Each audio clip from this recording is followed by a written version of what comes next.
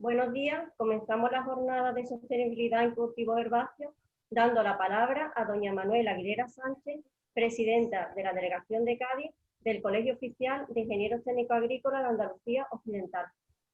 Gracias, Beatriz. Muy buenos días, señor vicepresidente segundo de la Diputación de Cádiz y diputado de Transición Ecológica de Desarrollo Sostenible, Mario Fernández.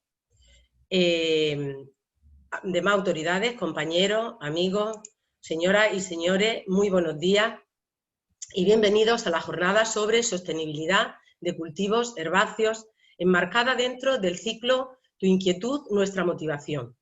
En la actualidad, Cádiz es la segunda provincia en superficie de siembra de especies como trigos, triticales, algodón, girasol, arroz. El 17% de la siembra de cultivos herbáceos extensivos de Andalucía se sitúa en la provincia de Cádiz.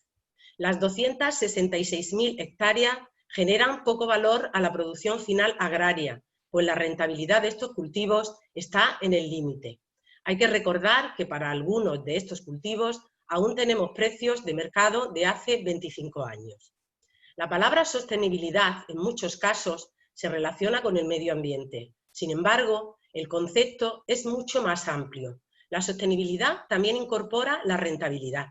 Las prácticas sostenibles con el medio ambiente, si no son rentables, no son viables. De esto es de lo que trata nuestra jornada de hoy, de conocer experiencias que son rentables y menos contaminantes. Y ejemplo de ello son la agricultura de conservación, pues tenemos laboreo mínimo, no laboreo o siembra directa, agricultura de precisión. Sin embargo, aún queda un enorme trabajo para trasladar estas prácticas al consumidor final y que sean valoradas por ello. De ahí la importancia de integrar a la cadena de valor y trasladar el alcance de este tipo de agricultura, que supone, en definitiva, un cambio de mentalidad.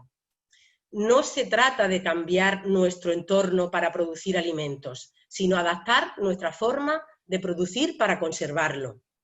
Y con esta jornada ponemos el broche final este año a nuestro ciclo de jornada Tu inquietud, nuestra motivación. Esperamos continuar con este ciclo para el año que viene y que resulte de interés para los profesionales del sector.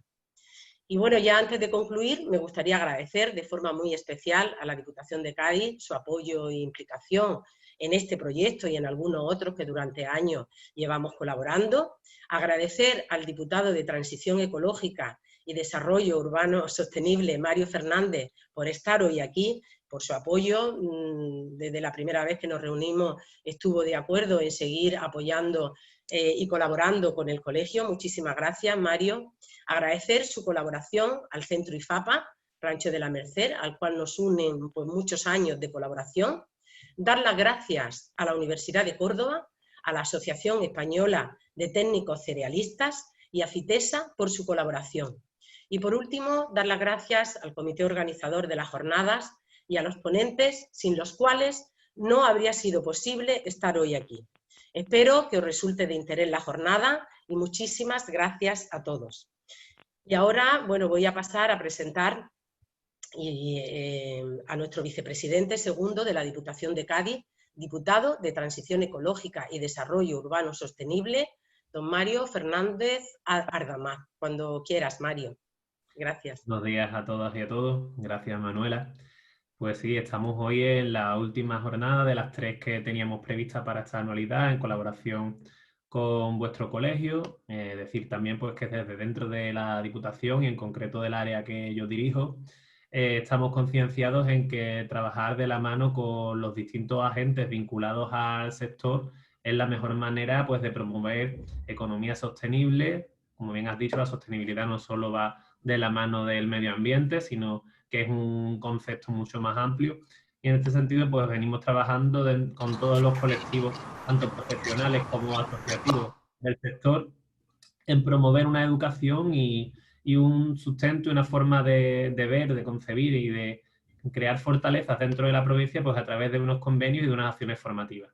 En este año han sido un total de 7 convenios con 13 acciones formativas, de las cuales pues 3 son las que hemos organizado de forma conjunta con ustedes. Deciros que estamos bastante satisfechos con los resultados, con la afluencia de público a las mismas y el interés generado y la expectación y por lo tanto, pues desde aquí también pues manifestaron la voluntad de seguir colaborando.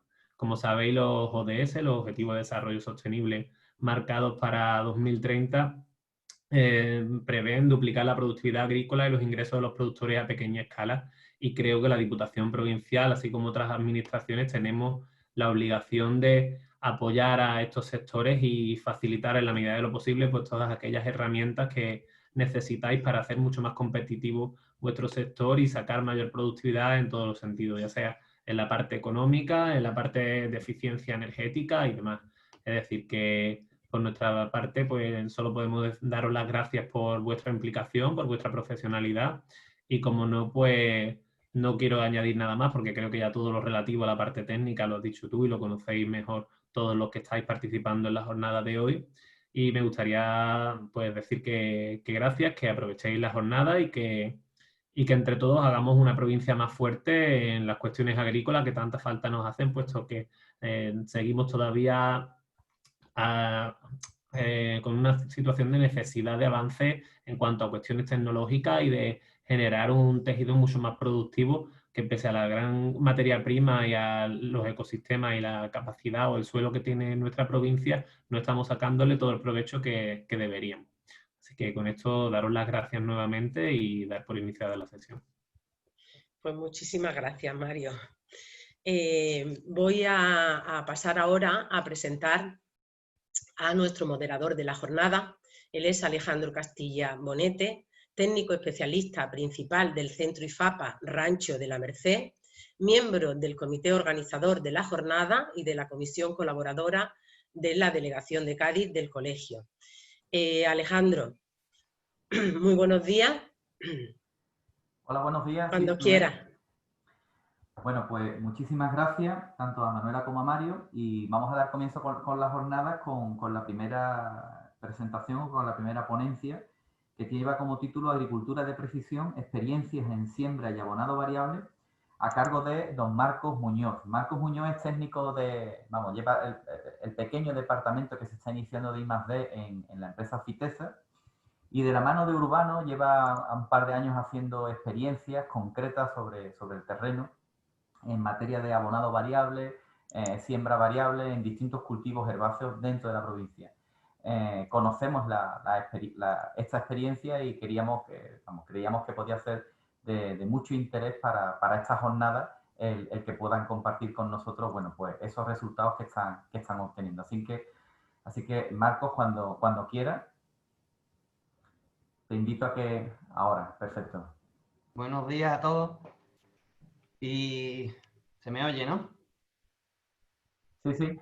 Vale, buenos días a todos, y antes que nada agradecer al colegio y por supuesto a ti, Alejandro, por contar con nosotros en esta jornada. Y bueno, paso a compartir pantalla, ¿vale?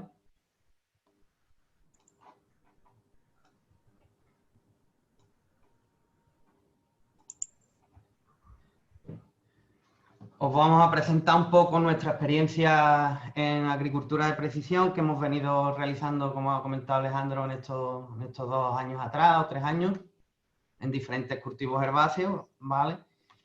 Donde voy a presentar un poco lo que es Fitesa, nuestro protocolo de G2FM, bajo el que realizamos todo este tipo de técnicas y servicios, ¿vale? Fitesa es una empresa que, bajo el protocolo de G2FM, está especializada en la gestión integral de cultivos intensivos y extensivos, en la que aplicamos y hacemos uso de agricultura de precisión y pues, claro, en la venta de productos ecológicos, residuos cero, productos fitosanitarios, abonos especiales y semillas para la agricultura. En general, nos definimos como proveedores de soluciones. El objetivo de la agricultura de precisión. El objetivo de la agricultura de precisión es gestionar los cultivos teniendo en cuenta la variabilidad espacial de los suelos y el estado de las plantas. O hacer una gestión de la variabilidad intraparcelaria, ¿vale?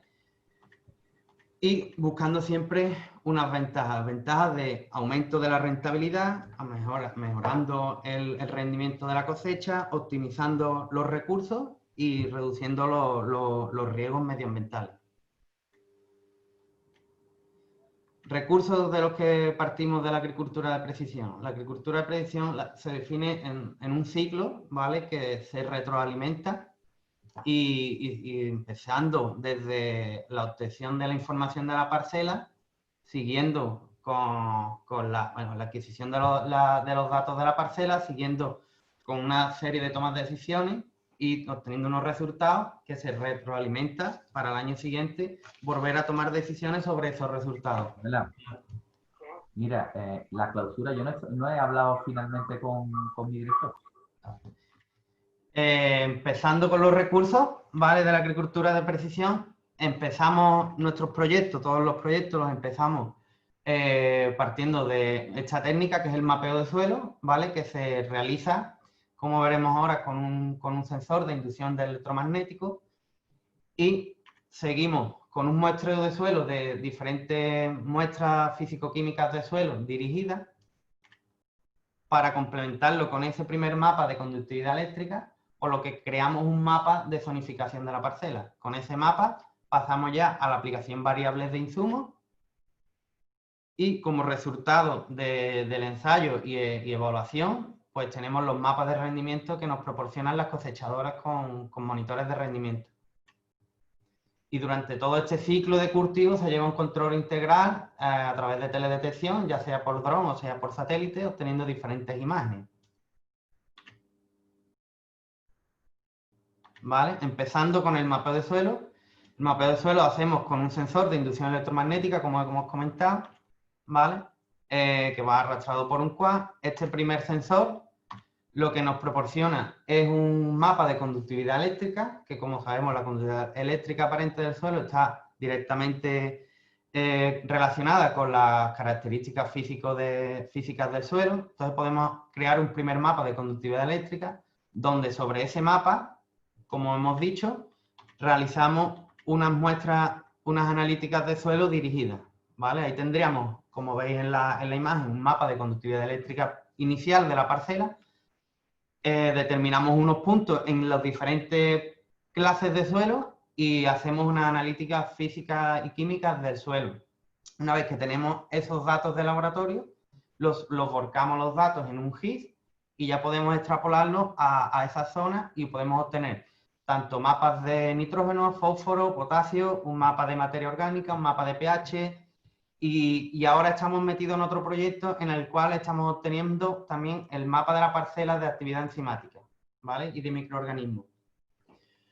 Una vez que tenemos el mapa ya de la parcela, ¿vale? Como vemos arriba el ejemplo de primero el escáner de suelo más las analíticas de laboratorio, pues tenemos como resultado el mapa de zonificación de nuestra parcela, ¿vale? Todos diréis que si hay otra posibilidad, todos no tenemos a lo mejor la posibilidad de realizar un mapeo de suelo con un escáner de inducción electromagnética. Actualmente hay pocos en España que se están haciendo y poco a poco nosotros estamos dando este servicio a nuestros clientes y demás y para todos nuestros proyectos, pero hay otra técnica que veremos más adelante con la cual podemos generar este tipo de mapas también, ¿vale? Ahí nos daría, obtenemos una tabla con los 4, por ejemplo, este es un caso real que ahora veremos de aquí de Jerez, con 4 tipos de suelo en esta parcela, ¿vale? En el cual nos da la proporción de arcilla, limo y arena, que es un tipo de suelo, la velocidad de infiltración de agua, velocidad de retención de agua, pH, el mapa ya de nitrógeno, fósforo, potasio, materia orgánica, ¿vale? Una vez que tenemos esto es como lo que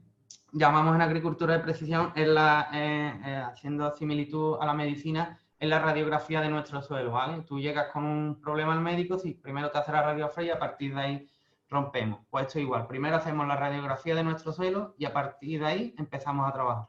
Ya sabemos lo que tenemos, ahora empezamos, ¿vale? Empezamos con la aplicación variable de insumos, ¿vale? VRT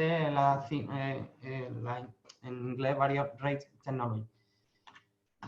Empezamos con la fertilización variable, ¿vale? Una vez que tenemos nuestro mapa de suelo, podemos determinar en qué tipo de suelo aplicamos qué cantidad de abono. Seguimos con la siembra variable, igual que con la fertilización variable, aportamos tantas dosis o densidad de semillas en cada tipo de suelo, ¿vale? Y todos diréis que es lo que nos preguntamos nosotros también en los primeros ensayos que hicimos, ¿cómo sé yo en qué tipo de suelo qué cantidad de abono o qué densidad de semillas debo de aportar. Entonces, normalmente lo que hacemos en las primeras fincas o las primeras parcelas que empezamos a trabajar con esto es realizar, como vamos a ver en este caso real, que es en la finca El Pino de aquí de Jerez. Lo que hemos hecho una vez que teníamos nuestro mapa de zonificación de la parcela, generamos nuestro mapa de nitrógeno total del suelo, tanto el inorgánico como el orgánico, de materia orgánica y demás. Una vez que tenemos el mapa, lo que hemos hecho es un diseño experimental en bandas, ¿vale? Hacemos un diseño experimental en bandas de diferentes abonados, con diferentes abonos. En este caso lo hicimos con ENTE, que es un abono de un fertilizante nitrogenado estabilizado con inhibidores de la nitrificación y frente a abonos convencionales. Hacemos esto en banda porque una vez que iniciamos el proyecto no sabemos qué cantidad de abono puede ir mejor en qué tipo de suelo. Entonces lo realizamos en banda, hacemos todo el estudio y ahora, como veréis los resultados.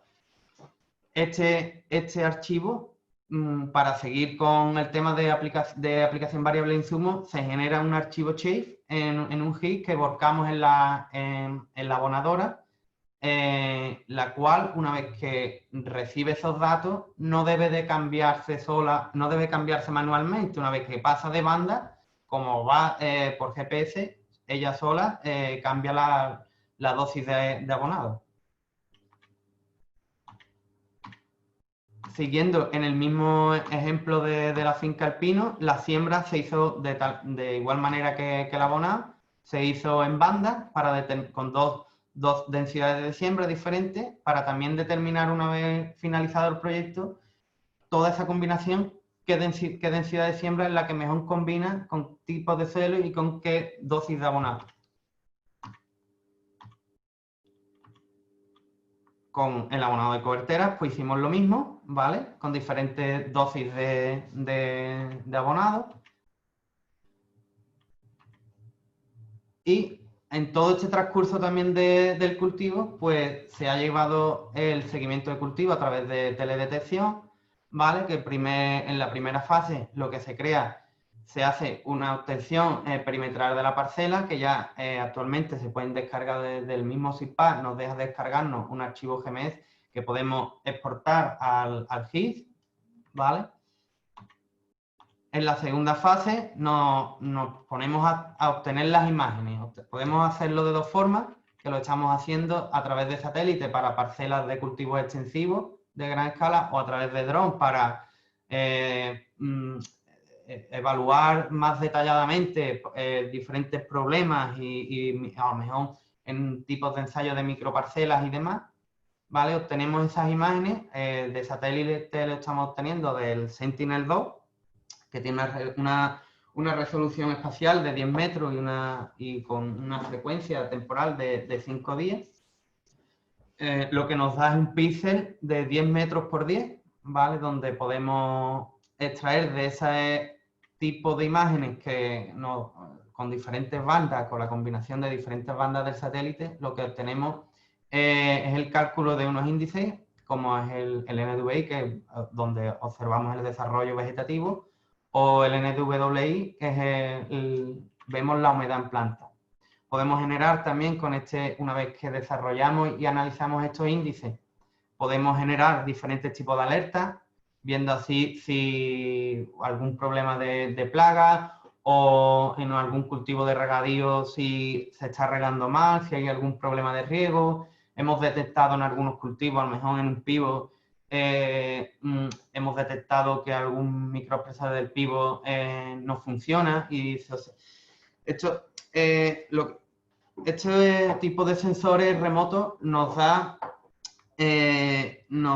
podemos determinar con este tipo de sensores remotos estados de estrés antes de que se manifiesten visualmente a los humanos. Entonces, es una técnica que estamos trabajando mucho aquí en FITESA y bajo, como comentaba, el protocolo G2FM. Siguiendo con la misma parcela, como veréis el NDVI, ¿vale?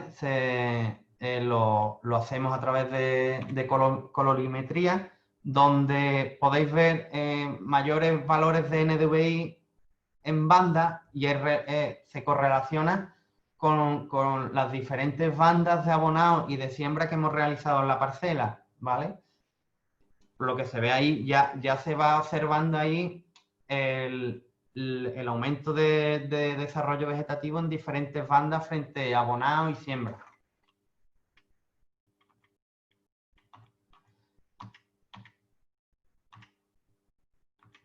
¿Vale? Como comentaba antes, la posibilidad de generar alertas, como vemos en este caso real, también había una parte que se estaba quedando por atrás en desarrollo vegetativo y posiblemente pues pudiera ser una plaga o tirando de imágenes de satélites de histórico, podemos ver también que es un problema de suelo.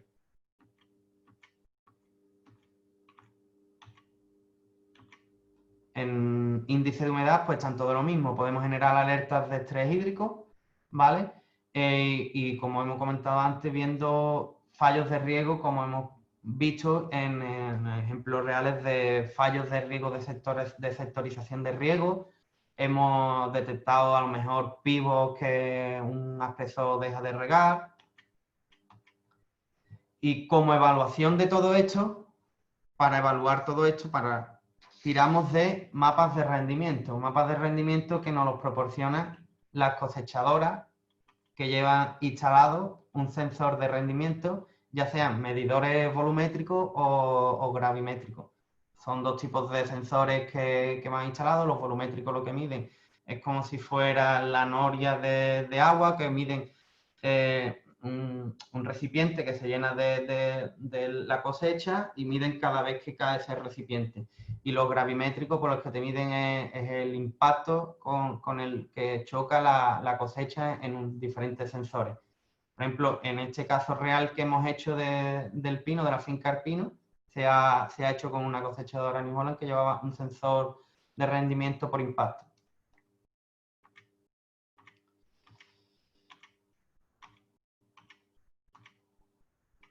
Aquí, como vemos, este es el caso real que comentaba antes. Este es el mapa de rendimiento de nuestra parcela.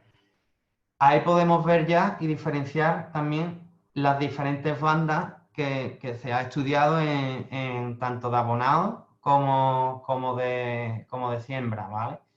Se ha caracterizado también el rendimiento mediante colorimetría, ¿vale? Donde podemos ver el menor rendimiento en colores rojos y el mayor rendimiento en colores azules. Una vez que tenemos el mapa de rendimiento, ya podemos empezar a analizar todos estos datos. Vale, pasamos al análisis de datos, que es lo que retroalimenta el inicio otra vez de nuestra parcela. Este caso, ¿vale? Os pongo este caso antes que el anterior, que era de cereal, que era en concreto trigo. Os pongo este caso porque, antes de empezar, porque, como veréis ahora, os voy a poner un preliminar de los datos del trigo, pues estamos todavía en el análisis de datos, pero este es el caso también que hicimos el año pasado de fertilización y siembra variable en algodón, también con su previo mapeo de suelo. Y como vemos, primero analizamos la variable suelo. Una vez que tuvimos la cosecha, en este caso no pudimos hacerlo con cosechadora con sensor de rendimiento, porque actualmente no existen en el mercado cosechadoras que lleven el sensor de rendimiento para algodón. Se hizo una cosecha manual y se analizaron las variables independientemente. Teníamos tres variables: variable suelo, variable siembra y variable abonado. Analizando las tres variables independientemente, vimos variable suelo, donde el suelo 1 fue el más productivo, el 2 segundo, el suelo número 3, el tercer suelo más productivo. Analizando la variable densidad, vimos que la densidad número 2 era la más productiva, luego la 1, luego la 3. Y analizando la variable abonado, pues igual que antes, el abonado número 3 fue el más productivo, el abonado 1 el segundo, el 2 el tercero y el cuarto en este caso. Una vez que tenemos las variables independientemente analizadas, tanto suelo como densidad como abonado, hacemos una combinación de esas tres variables independientemente para buscar la combinación que más rendimiento dé en cada tipo de suelo. O sea, las combinaciones finales de variables. Se realiza un análisis estadístico de todas las variables para determinar la combinación más productiva. Y obtuvimos lo siguiente, ¿vale? En el suelo número 1, lo que mejor fue el abono 1 con la densidad 1, que obtuvimos un rendimiento de 7.600 kilos por hectárea. No quedaros con el dato de 7.600 kilos, porque era cosecha manual y siempre en los ensayos pues sale por encima, ¿no? Como segundo suelo, el suelo número 3 fue mejor con el abono 3 y densidad 1, que salió 6.400 kilos. Y como tercer rendimiento, para el suelo número 2, salió abonado 1 y densidad 2. O sea, ya con esto, una vez que hemos hecho todo el proceso, desde el mapeo de suelo, haciendo el abonado en banda, haciendo la siembra en banda, y en este caso se hizo la cosecha manual, pero cosechando con una cosechadora con un sensor de rendimiento instalado, obtenemos, y analizando estos datos, estas variables independientes, obtenemos esta combinación de variables. Ya podemos, para el segundo año, apostar por esta combinación, donde en el suelo 1 aplicaríamos el abono 1 con la densidad 1 y obtendríamos el máximo rendimiento. El suelo 3, su máximo rendimiento va a ser 6.400 kilos, siempre que lo hagamos con abono 2 y densidad 1. Y así igual con el suelo número 2. ¿Vale? Ya tenemos una combinación con los diferentes tipos de suelo, con los abonos y densidades. Ya sí podemos el año siguiente hacer una aplicación variable de insumos al uso en los diferentes tipos de suelo. Os pongo aquí también los resultados para que tengamos como referencia un poco este ejemplo, los resultados que obtuvimos tanto en números económicos como en datos económicos como en rendimientos y demás. En la tabla de arriba, si hubiéramos hecho esta parcela como se hace convencionalmente, ¿vale? Todo con una misma densidad y todo con una misma dosis de abonado en las 40 hectáreas, hubiéramos tenido unos ingresos de 1.800 euros por hectárea. Y con esta combinación anterior, si la hacemos el año que viene, en 15 hectáreas, que es el suelo 1, en 20 hectáreas, que es el suelo 2, y en 5 hectáreas, que es el suelo 3, obtendríamos unos ingresos de 2.600 euros, ¿vale? Que calculando el ROI hemos tenido una diferencia de ingresos de 740 euros y deberíamos de hacer una inversión, para hacerlo variable, hay que hacer una inversión de 17 euros por hectárea, que obtendríamos un ROI de 43 euros. Quiere decir que por cada euro que hemos invertido en aplicación variable de insumos y en este tipo de técnicas de agricultura de precisión, obtendríamos 43 euros de beneficio. Y esto os pongo los preliminares, os pongo el simbolito de obra porque aún estamos en proceso de análisis de estos datos, pero os puedo adelantar estos datos que hemos obtenido en el ensayo de trigo. El año pasado se hizo ya con resultados en algodón, para este año hacerlo ya variable, y este año lo hemos hecho en trigo, para el año que viene poderlo hacer ya, obtener esa combinación y poderlo hacer variable en esta parcela de trigo. Lo que nos ha salido con mayor rendimiento ha sido la tesis 6, donde hay 350 kilos de ente con 180 de semilla y 150 de Urea Converter, donde hemos tenido 4.400 kilos. La tesis 3, perdón, ha sido la segunda. La tesis de la finca, lo que hace la finca convencionalmente, ha sido la tercera. Aquí lo que hemos tenido en cuenta ha sido abonado y siembra. Actualmente todavía no lo hemos metido la variable suelo, ¿vale? Pues estamos analizándolo con los datos de la cosechadora, pero ya podemos ver ahí una diferencia grande en rendimiento y el diferencial de euros por hectárea. Y bueno, sin más, dar las gracias a todos por contar con Fitesa en esta presentación. Y nada, comentar que desde Fitesa apostamos en este tipo de agricultura de precisión como dentro del marco estratégico para adaptarnos a las normativas vigentes y a las que se nos vienen desde la Unión Europea, como el Farm to Fork y el nuevo Real Decreto del Ministerio que establece las normas para la nutrición sostenible en los suelos agrícolas. Y fomentar desde aquí, pues, con nuestro protocolo G2FM, lo que queremos es fomentar la sostenibilidad ambiental y económica de todos los cultivos y, como hemos comentado, con todo este tipo de técnicas. Y sin más, pues, muchas gracias.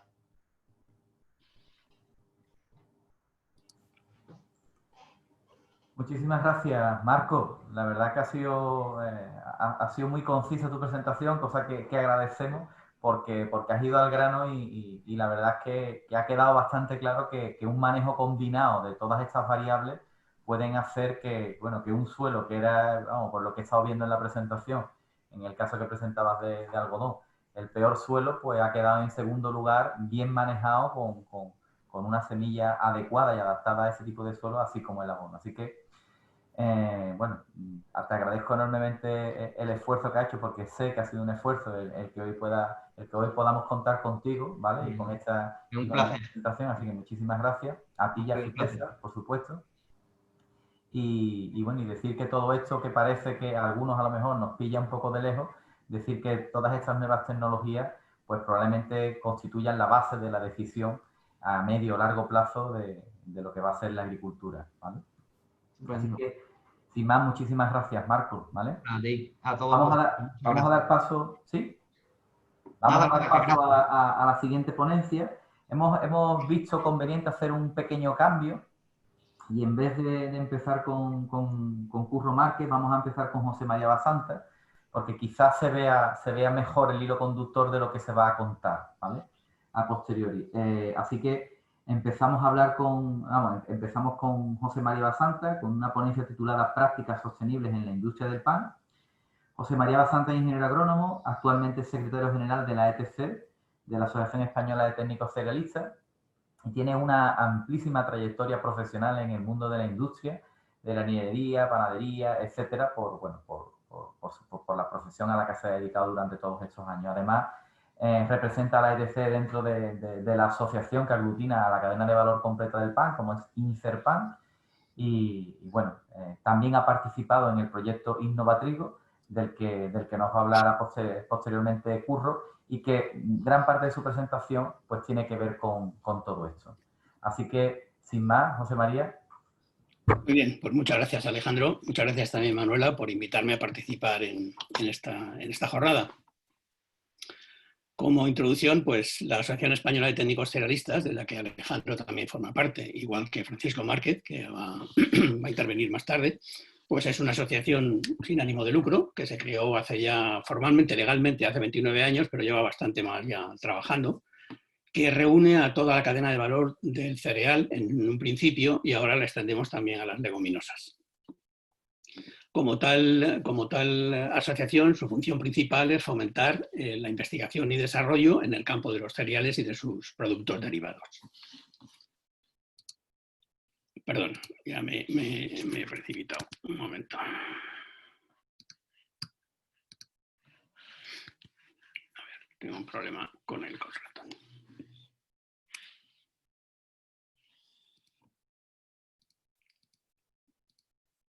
Bien, pues manejamos un concepto que se llama cadena de valor y lo manejamos con mucha soltura siempre, pero bueno, a mí me parece conveniente el reflexionar que la cadena de valor no tiene ningún sentido si la analizamos como lo que no es todavía, ¿no? La cadena de valor realmente lo que representa es el potencial de un negocio, que luego se materializará o no. Y en el caso nuestro, que estamos en la industria agroalimentaria, pues evidentemente es el consumidor el que tiene una necesidad, que normalmente es la distribución, el que determina, el que está más pendiente de cuáles son sus comportamientos de compra y cuáles son sus deseos o sus intenciones. Y es evidente que la distribución, cuando considera que ese es un nuevo nicho de mercado, pues va a hacer un esfuerzo por encontrar a todo el resto de la cadena involucrada y unirles en lo que será en el futuro ya una cadena de suministro, ¿no? Es evidente que siempre hablamos que empieza todo por la agricultura, pero lo que empieza por la agricultura realmente es la cadena de suministro. El valor real de la cadena, de esa futura cadena, lo genera la necesidad del consumidor. Quiero decir con esto que no debemos analizar nunca una acción dentro de nuestro ámbito sin estar pensando en que tiene que llegar directamente al consumidor, que es el que justifica y el que mantiene, potencia o anula una cadena de valor. Bien, la sostenibilidad, como ya Manuela comentaba antes, es evidente que no la podemos abordar solamente como sostenibilidad ambiental, ¿no? Entre otras cosas porque hay conceptos que no se nos aclaran muy bien, pero, por ejemplo, pues la incidencia de Europa dentro de lo que sería todo el efecto de gases de efecto invernadero y demás, pues es realmente modesta, ¿no? Pero no podemos agarrarnos en esa visión pequeña, cerrada, sino que debemos de afrontarla con la realidad, con el realismo y con el valor que realmente merece, ¿no? Sea o no sea excesivamente importante a nivel mundial nuestra actividad, lo importante es que tengamos bien claro que hemos de cambiar de paradigma.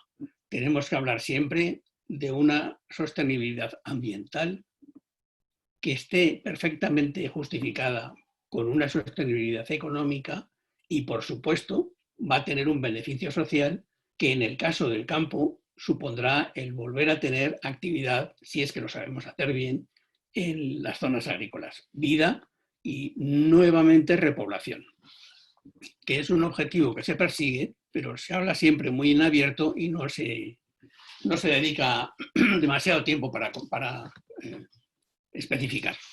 Bueno, la industria panadera, pues como cualquier industria, digamos, pues que necesita unas materias primas, energía, por supuesto, para que sus procesos puedan elaborar los productos. Como consecuencia de la producción tendremos siempre unos residuos diferentes y unos desperdicios a lo largo de toda la cadena alimentaria. Esto lo tenemos que tener siempre visto. El mercado de pan y bollería industrial en España, pues al 2019, pues tuvo esa pequeñita cifra de ventas, ¿no? Perdón, de producción. Y normalmente, pues la proporción se estima que está entre un 80 y un 20%, entre la panadería y la bollería. Y en esa industria panadera moderna, pues incluimos a los fabricantes de pan de molde fresco o tostado, el pan precocido congelado, que es el más utilizado ahora mismo, de hecho es la tecnología que a nivel industrial se ha impuesto, que el producto en el caso del pan de molde se ha de envasarse para mantener su larga duración, mientras que en el precocido congelado lo que tiene que hacer el punto de venta es una breve cocción para terminar el producto, realmente es para dorar la corteza, y en el caso de la bollería la tecnología es diferente, es una bollería prefermentada congelada que después de ser descongelada se cuece en el punto de venta. Esta es la imagen simplificada que, bueno, todos conocéis, compañías que actúan con este tipo de producto. No es un segmento que sea nuevo, es decir, que tiene ya muchos años, desde el principio de los 70. Y todas las fábricas, que son realmente muy, muy impresionantes, están totalmente automatizadas, ¿no? Con líneas de cadencia cada vez más alta y que pueden ser configuradas para hacer un monoproducto como también multiproducto. Por supuesto, tienen un almacenamiento de materias primas e ingredientes con temperaturas reguladas, sistemas de dosificación automática de todos los ingredientes, harina, agua, sal, levadura, que ya se presenta como levadura líquida hace más de 20 años, y otros ingredientes que cada vez pues, que son más frecuentes, ¿no? Granos de cobertura, en fin, diferentes posibilidades que se dosifican de manera sistemática y precisa en las amasadoras y a partir de ahí lo que manda es el ordenador de proceso. Todas estas plantas hace ya pues también casi 20 años tienen sistemas de control automático de todo el proceso en una sala de control desde la cual se están tomando decisiones constantemente. No es que estén robotizadas, pero sí que algunos de sus procesos ya empiezan a estarlo. El empaquetado, por ejemplo, en el caso de los productos que están congelados, pues normalmente ya está totalmente automatizado, ¿no? Que siempre hay algún apoyo de operador por si hay algún problema, igual que todo el movimiento de los productos hacia las cámaras, ¿no? Son cámaras ya totalmente automatizadas. En los casos del pan de molde, pues lo que es impresionante es ver las nuevas embolsadoras etiquetadoras, que es impresionante los ritmos que tienen, la velocidad que van y la enorme precisión que presentan.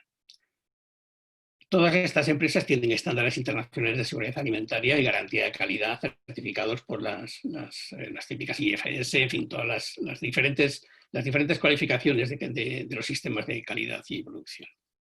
Y también es verdad que tiene unos departamentos de I+D en permanente desarrollo de nuevos productos y procesos. Ahora tenemos la responsabilidad social corporativa como algo que debemos de considerar, puesto que pasa a ser una filosofía de trabajo en una empresa, ¿no?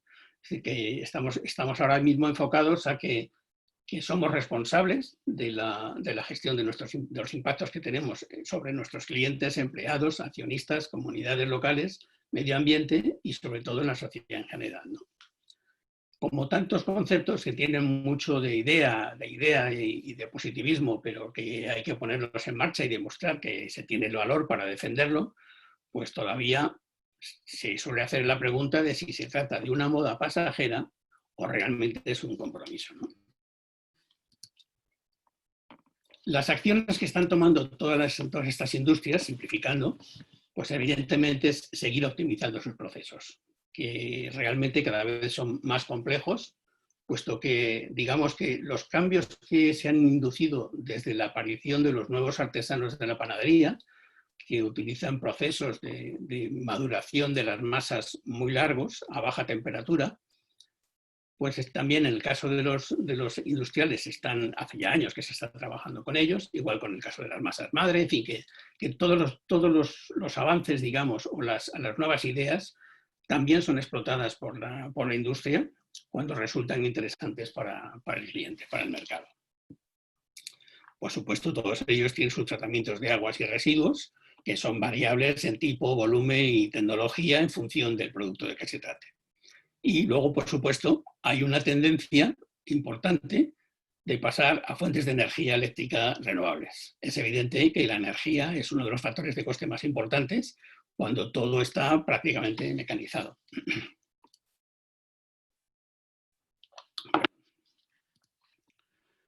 Pero solo la energía, porque es no sé, parece que eso es poca cosa, ¿no? Bueno, realmente no es así, porque la huella de carbono no se valora solamente desde tu punto, sino que en la cadena de valor esa huella se va acumulando, es decir, la huella se va acumulando a lo largo de toda la cadena, con lo cual el resultado final aporta al último eslabón de la producción, le aporta ya algo que él puede explotar también, porque él ya recibe, por ejemplo, una materia prima donde ya se refleja este esfuerzo. Eso lo están haciendo ya todas las empresas, es decir, que no solamente en nuestro segmento, sino en todos los demás, ¿no? Es decir, las empresas que producen siempre utilizan la aportación de sus materias primas y servicios, ¿no? Y por eso, pues no es una casualidad que, como vais a ver en la siguiente ponencia, pues Innovatrigo haya sido un proyecto de cadena, porque lo que hemos pretendido ha sido reflejar la realidad de la cadena de aprovisionamiento, llegando desde el productor de pan, perdón, desde el productor del trigo hasta el cliente consumidor del producto final, el pan. Y este modelo, pues es evidente que se puede aplicar a cualquier cadena agroalimentaria. Es verdad que todavía estos son modelos, es decir, que estamos en la fase de demostración que este modelo funciona. La dificultad es ahora ponerlo en verdad, ¿no? Para poneros un ejemplo, pues tuvimos hace unos meses, hicimos una entrevista, bueno, lo pone ahí abajo, el 29 de junio, hicimos una entrevista al actual director general de Europastry, que es el hijo del fundador, Pere Gallés, que en el año 87 decidió revolucionar la industria del pan conforme algún otro más, de acuerdo con algún otro más, y haciendo entrar el efecto del frío, ¿no? Es decir, tratando de tener el producto en un momento concreto, congelarlo y finalizarlo en el punto de venta. Eso cambiaba radicalmente no solo la producción, sino también el concepto de punto de venta y de transformación del pan, de este pan precocido en el pan producto final. Esta empresa hoy día es la más avanzada de todo el mercado nacional y es evidente que también es muy puntera en el internacional, porque opera en 60 países, comercializando en 60 países, pero ya está produciendo, aparte de España, en Estados Unidos, donde tiene 2 fábricas, y en Holanda, donde tenía una fábrica y ahora está haciendo una segunda, ¿no? Y precisamente Jordi Gallés, el hijo del señor Gallés, director general actual, nos contó pues, que el 29 de junio que sus fábricas de Holanda ya desde el inicio son neutras en huella de carbono. Es decir, es una exigencia del gobierno holandés que cualquier industria alimentaria que empiece a desarrollarse en un polígono concreto tenga este compromiso. Y es evidente que una vez que tú has adquirido ese compromiso, has tenido la fortaleza y la convicción y el arrojo para adoptar ese compromiso, pues pasa a ser el objetivo para todo el resto de la empresa. Por tanto, lo que tenemos que defender es una cadena de valor sostenible. Y es evidente que como profesionales del sector agroalimentario no podemos concebir un proceso de producción que no sea rentable y sostenible. Y fijaros que digo rentable y sostenible. Lo más importante es que primero sea rentable y además asegurarnos que sea sostenible. Por tanto, lo que nosotros tenemos que hacer como profesionales del sector es generar valor añadido, tener la máxima eficiencia en el uso de los recursos y un mínimo impacto ambiental. En definitiva, hacer más con menos y mejor. Muchas gracias.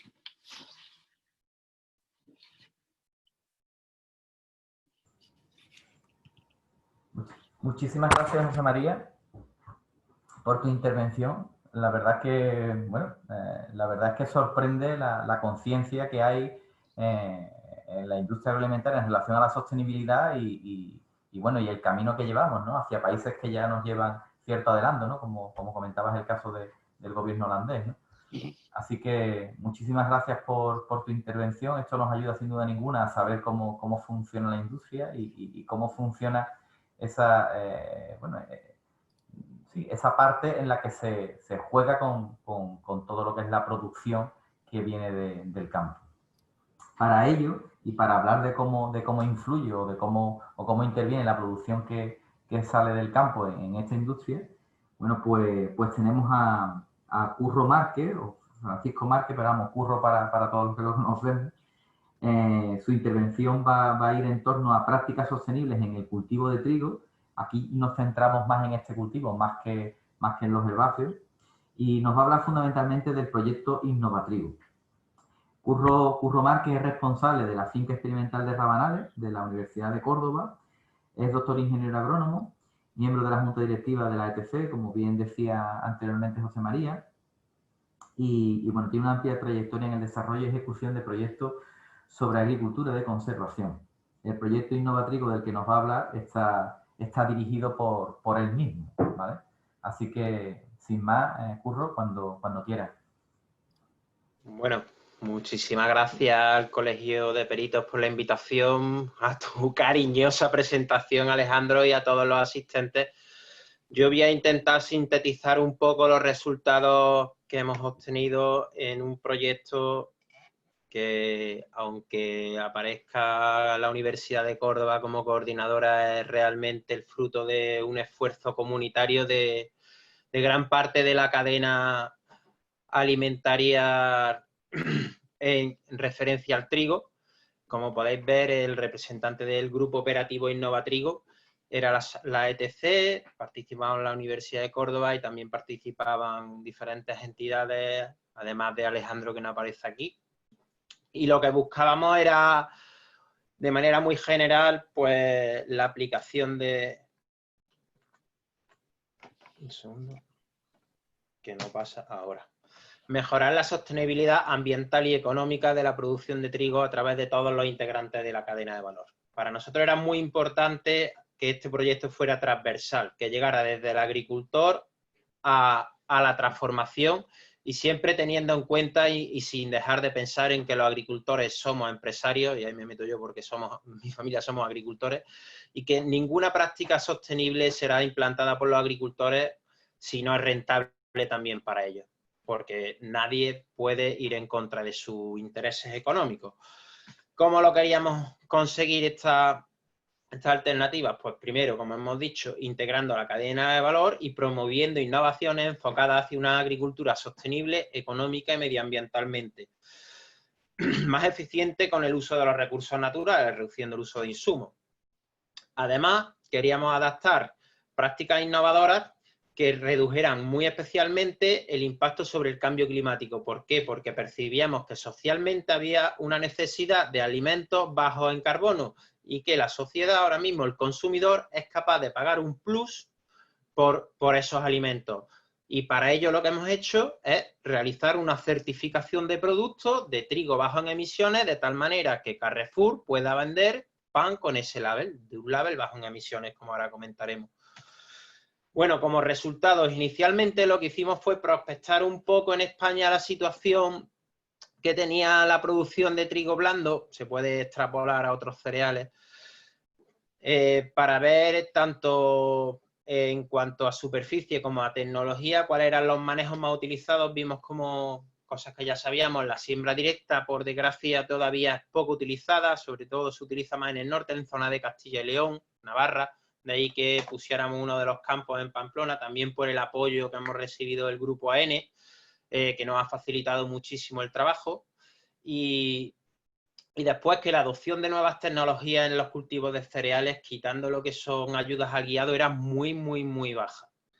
Con todo esto, se propuso una actuación a través de un catálogo de buenas prácticas, que podéis encontrar aquí, está online en la página web del proyecto. Definimos 11 buenas prácticas que creíamos que eran muy adecuadas para mejorar la rentabilidad económica y ambiental, pero focalizadas en el cambio climático, para reducir sobre todo el uso de fertilizantes, que supone en torno al 70% del total de emisiones que tiene el cultivo para ser producido.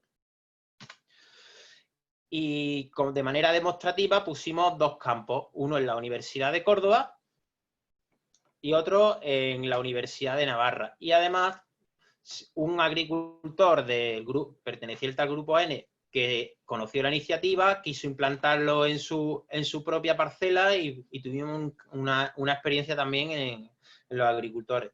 Bueno, todo esto ¿de qué surge? Os voy a comentar ahora un poco. Pues surge de que nosotros en la finca experimental de la Universidad de Córdoba, que tiene unas 180 hectáreas basadas en agricultura sostenible, sobre todo agricultura de conservación y agricultura de precisión, llevamos ya más de 10 años trabajando en estos temas y tenemos ya ciertos conocimientos que nos permitían saber que había prácticas que no son todavía muy utilizadas por los agricultores, pero sí que son muy, muy interesantes para los mismos.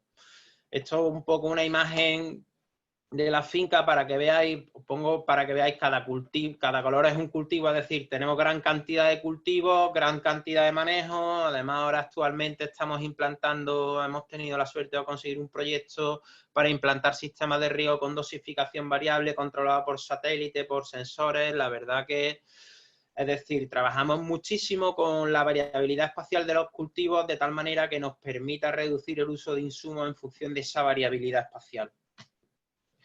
Bueno, pues llevamos ya bastantes años trabajando, monitorizando la cosecha con sistemas de guiado. Como veis, inicialmente empezamos con sistemas de guiado normalmente en volante. Esta imagen tiene ya más de 10 años. Ya tenemos todos los tractores con sistemas automáticos en el sistema hidráulico. Y como os comentaba, pues buscando eso, conocer la variabilidad que tenemos en el cultivo a través de mapas de cosecha y utilización de sensores en campo como son los Dualen o demás, o incluso muestreos in situ en suelo. ¿Por qué? Porque vemos como hay una correlación muy importante entre la producción y diferentes parámetros del suelo, tanto edáficos como nutricionales, pero sobre todo cuando tenemos mucha variación en suelos, como vemos aquí, este suelo, vemos como en la zona de la derecha tiene un 70% arcilla y en la zona de la izquierda tiene un 60% arena, tiene una variabilidad grandísima.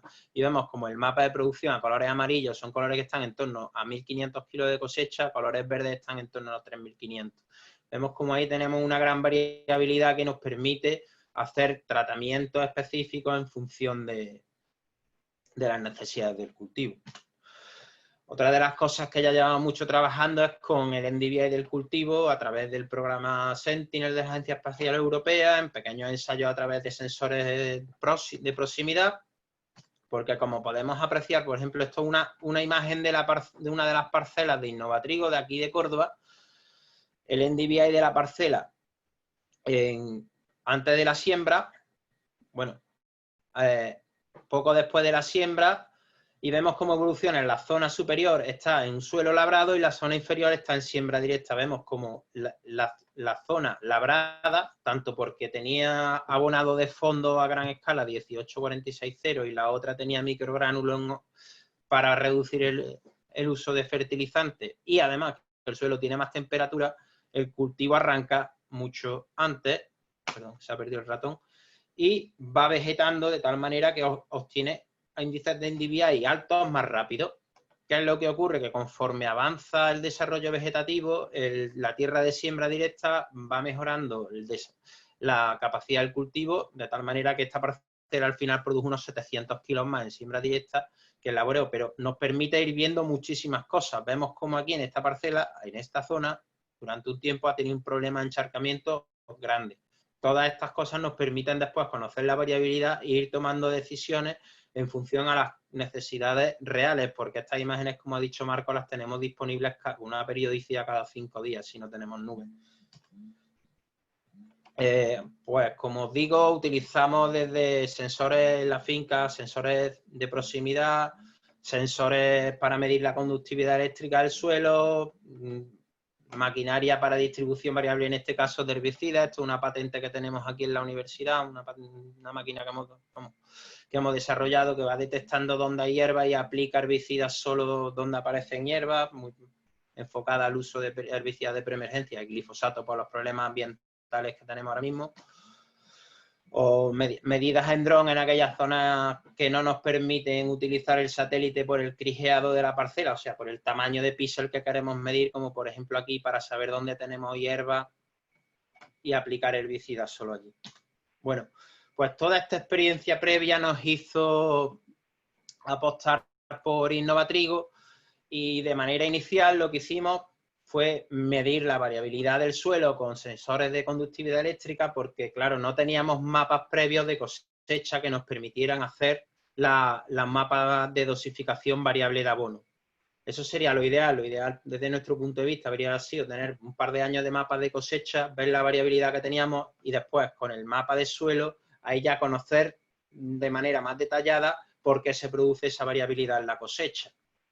Por ejemplo, aquí tenéis una imagen de la dosificación que utilizamos en diferentes parcelas, los tractores instrumentalizados, y un ejemplo lo que hemos hecho es comparar las prácticas convencionales que hacían los agricultores de la zona, tanto en Pamplona como en Córdoba, con una serie de buenas prácticas que creemos nosotros, tanto con utilización de nuevas formulaciones de abono, con inhibidores, con aplicación en la línea de siembra, utilización de bioestimulantes, por ejemplo, respecto a normalmente lo que hacen los agricultores, que es aplicar urea. Y 18-46-0 en fondo, o un triple 15-15 o diferentes abonos complejos en fondo. Lo primero que hemos obtenido es que hemos conseguido aumentar ligeramente la producción media de espiga. Estos son los resultados que hemos obtenido en los campos experimentales. En Córdoba los 2 primeros años y en Navarra el segundo. En Navarra, porque el proyecto se retrasó mucho la aprobación, no pudimos el primer año poner el campo. Es decir, pues prácticamente no hemos tenido incrementos. Hemos conseguido incrementar un 3% de las espigas viables, pero sí que hemos conseguido incrementar la cosecha media en torno a unos 80 kilos por hectárea. Este año en la parcela de Córdoba sí hemos conseguido tener unas diferencias productivas muy importantes. La parcela se sembraba el mismo día, los tratamientos se hacían todos a la vez, de tal manera que pudieran ser comparables. Vemos como incluso este año hemos conseguido producir unos 700 kilos más de trigo en la parcela. Pero bueno, quedémonos con que los rendimientos medios son los mismos, porque como ahora veremos, los gastos se reducen mucho. Si vemos aquí, los gastos de cultivo en la parcela de Córdoba para el primer año, teníamos una reducción de más de 90 euros por hectárea de las buenas prácticas respecto a las prácticas convencionales, porque lo que hacemos es sustituir los laboreos por la siembra directa. En semillas gastamos un poco menos porque al no tener solape tenemos un poquito menos de gasto. Fitosanitario se incrementa ligeramente porque hacemos normalmente una aplicación más de glifosato para controlar la hierba que sirve para reducir todos los laboreos. Y bueno, el fertilizante aumentaba un poco porque estamos utilizando aquí fertilizantes con muchísima más tecnología que reducen muchísimo las emisiones de CO2 a la atmósfera y que además mejoran después la calidad de grano. Como veis, en todos los casos, si vemos el promedio, en todos los casos estuvimos consiguiendo reducir en torno a unos 60-70 euros los costes de cultivo, de tal manera que si tenemos en cuenta los ingresos brutos directos de la venta de grano, el beneficio bruto, sin tener en cuenta costes indirectos como impuestos, seguros, etcétera, ojalá todos los agricultores tuvieran por hectárea ese beneficio bruto, vemos cómo estamos incrementando en todos los casos de manera muy importante el ingreso de los agricultores, además de tener un servicio ecosistémico que, por otra parte, como ahora os comentaré, le puede revertir también un dinero a través del label que hemos creado. De media, se ha conseguido aumentar el beneficio bruto en casi un 32%, en 75 euros por hectárea, si tomamos la media de los 3 campos. Es decir, los agricultores están no solo haciendo un servicio ecosistémico, como he dicho, sino directamente ganando más dinero en su explotación. Esto no es dentro del proyecto, pero nosotros llevamos ya muchos años, como he dicho, dentro de la finca, y por poner también en experiencia, estos son 9 años que llevamos comparando nosotros estos sistemas en una parcela de 10 hectáreas, que en los cuales 5 están labradas y 5 las manejamos con estas buenas prácticas. Vemos como el consumo de combustible de media se ha reducido en casi un 70%, los tiempos operacionales prácticamente iguales, es decir, un agricultor que haga siembra directa en este caso o va a trabajar 3 veces menos o va a poder llevar 3 veces más tierra con el mismo trabajo. La producción en todos los casos ha aumentado, salvo en la campaña 2016-2017. ¿Por qué? Porque la siembra directa, desde mi punto de vista, tiene un solo hándicap, que es que si siembras y llueve muchísimo, como el terreno tiene muchísima más capacidad de retención de agua, permanece más tiempo encharcado. Nosotros creíamos que iban a caer 30 litros, sembramos corriendo y en vez de 30 le cayeron 120. Entonces tuvo un problema de emergencia el cultivo y después produjo menos que el laboreo, pero vemos como si de media estamos en torno a un incremento productivo de casi 400 kilos. Si tenemos en cuenta que estamos gastando de media casi unos 100 euros menos, vemos como al final el beneficio bruto para los agricultores se ha incrementado muchísimo, en unos 175 euros por hectárea en la media de estos 9 años. Bueno, además de esto, como vemos, lo que sí que conseguimos a través de reducir mucho el consumo de combustible y la utilización de fertilizantes es que las emisiones de CO2 a la atmósfera, debido al manejo del cultivo, se reduzcan muchísimo. Estas son las emisiones directas, es decir, por los insumos que utiliza el agricultor, no superfluas que pueda tener el suelo. Lo que emite el suelo no lo medimos. Medimos lo que nosotros tenemos que emitir para poder producir este trigo. Vemos como en todos los casos se han reducido de manera muy importante, de media un 22,5%, hemos emitido unos casi 400 kilos menos por hectárea de CO2 a la atmósfera con la implantación de estas buenas prácticas. Vemos como realmente aquí la importancia está en el abono. Veis como prácticamente el total de emisiones, casi un 70%, como he dicho, está en el abono, y aquí estamos reduciendo muchísimo, primero porque en fondo lo aplicamos localizado y después con la distribución variable estamos consiguiendo reducir las unidades fertilizantes de nitrógeno. De tal manera que sin afectar al cultivo le aplicamos menos unidades y conseguimos reducir muchos kilos de carbono.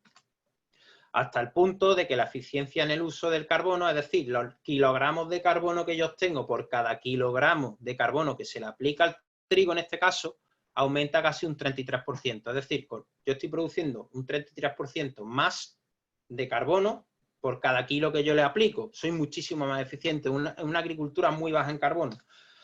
Y otro parámetro que es casi más importante, como es la productividad en el uso del carbono, es decir, cuántos kilogramos de cosecha yo obtengo por cada kilo de carbono que aplique, vemos como yo estoy obteniendo muchísimo más con las buenas prácticas que con la agricultura convencional. Eso es verdad, pero sí hay que romper una lanza en torno a toda la agricultura, porque como vemos, aún la agricultura convencional fija mucho más carbono, es capaz de producir muchos más kilos de carbono por cada kilogramo de carbono que se aplica. Es decir, toda la agricultura consigue ser baja en carbono. Somos un sector en el cual fijamos carbono en el suelo y además con lo que aplicamos producimos más carbono. Es la única industria que realmente consigue eso y eso lo tenemos que poner en valor todos los agricultores, tanto los que lo hacen muy bien como los que lo hacen normal. Bueno, y como he dicho, de manera paralela se está desarrollando un sistema de certificación, bueno, ya se ha terminado, de trigo bajo en emisiones. ¿Para qué? Para que haya agricultores que desarrollen estas buenas prácticas, además puedan vender ese trigo a la industria con un sobreprecio, porque van a tener un label certificado bajo norma ISO que asegura que han producido con unas condiciones específicas y la industria, en este caso Carrefour o otras industrias que ya se están interesando, van a poder vender sus productos con ese label. Aquí lo que vamos buscando es que haya un beneficio a lo largo de toda la cadena, que no se quede en la distribución solo el beneficio, sino que los agricultores a través del label y la trazabilidad del producto obtengan también una prima por hacer bien las cosas. Si unimos tanto unas que son capaces de percibir una prima como la reducción económica que están teniendo, al final puede ser muy interesante, hasta el punto de que, ya digo, la Asociación Cooperativista de España, como el Grupo AN, está interesadísimo en estos temas. Bueno, además de esto, como tengo tiempo, también de manera paralela hemos hecho una labor de difusión muy importante, sobre todo enfocada a agricultores, pero también muy enfocada a hacer lobby, acciones de lobby en el ministerio y en las diferentes administraciones locales, de tal manera que promuevan ayuda a estos sistemas agrícolas. Y parece ser además que ellos, bueno, están bastante interesados y ya la están integrando en las nuevas acciones de la política agraria común futura. Hemos estado presentes en muchos foros, se han hecho muchas jornadas para agricultores, nos hemos reunido con el INIA, con diferentes labores del ministerio y simplemente pues agradeceros vuestra atención y ponerme ahora a disposición de todos vosotros para que hagáis todas las preguntas, cuestiones o dudas que tengáis y consideréis oportunas. Y muchísimas gracias por vuestra atención.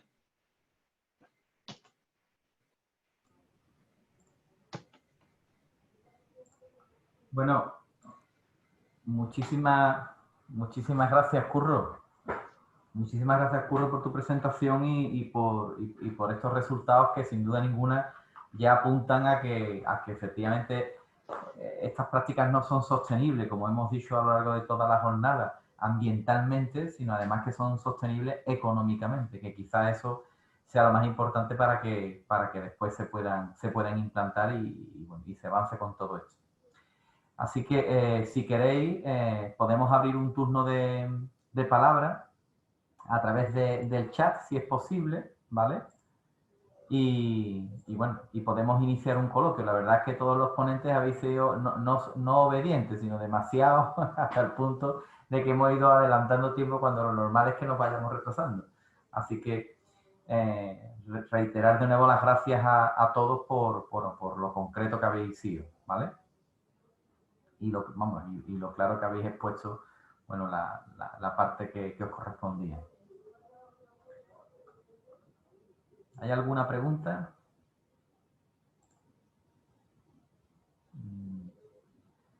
Si no hay ninguna pregunta, yo voy a iniciar este coloquio hablando un poco de la impresión que habéis tenido, tanto Curro quizá o José María. ¿Qué impresión os ha producido a la finalización del proyecto de Innovatrigo? ¿Qué impresión tenéis sobre el interés que tiene la industria sobre este sello y la repercusión que pueda tener en el futuro? Pues yo creo que José María es la persona más indicada al respecto, porque me consta que desde la ETC se han mantenido ya muchas reuniones con diferentes empresas muy importantes del sector y creo que es él quien debe de abordar esa pregunta. Bueno, pues yo tomo el testigo. Realmente, de manera, digamos, bastante silenciosa, mucha gente está interesada por hacer este tipo de proyectos. No exactamente lo que nos estábamos nosotros proponiendo, pero sí parecido. Es decir, que hay un interés de tener otros calificativos a su producto que permitan venderlo mejor, ¿no? Y en el caso de nuestro Innovatrigo, pues no solamente es que el sector haya reaccionado con interés, es que lo que nosotros ahora queremos hacer, y ya hemos empezado, es presentárselo a esas entidades que han mostrado pues, prioritariamente su interés, aparte ya del grupo AN, que ha sido con socio del desarrollo, para que este modelo, porque realmente es un modelo, lo podamos implantar y que la ETC pueda colaborar como asesora para que no haya desviaciones, ¿no? Es evidente que perdón, tener una garantía, perdón, tengo en la garganta, tener una garantía de una aplicación correcta, tanto en la parte técnica como luego en la parte comercial, digamos, ¿no?